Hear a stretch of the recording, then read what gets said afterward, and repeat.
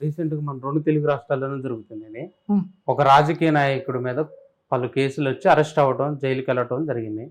అతని ఆరోగ్య పరిస్థితి బాగోపోయినప్పటికీ కూడా అతన్ని మళ్ళీ జైలుకే పంపించడం జరుగుతుంది. దీనికి కోర్టు నుంచి ఎటువంటి ఉపశమనం దొరకదంటావా అతనికి? అమ్మ నిజంగా ఆరోగ్య పరిస్థితి బాగోలేదు అంటే కోర్టుల్లో కూడా ట్రీట్మెంట్స్ అది జైళ్ళలో కూడా ట్రీట్మెంట్స్ జరుగుతాయి.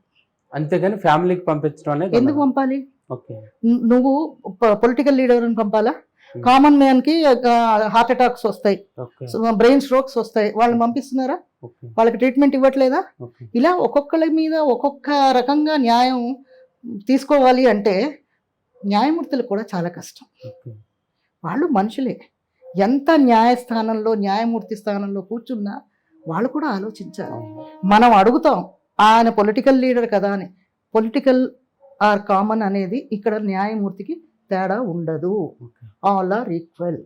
న్యాయం చట్టం ఏది చెప్తోందో అదే చెయ్యాలి. ఒకవేళ అక్కడ ట్రీట్మెంట్ చేసుకునే సదుపాయం ఉంది అంటే హ్మ్. వాళ్ళే ఇస్తారు.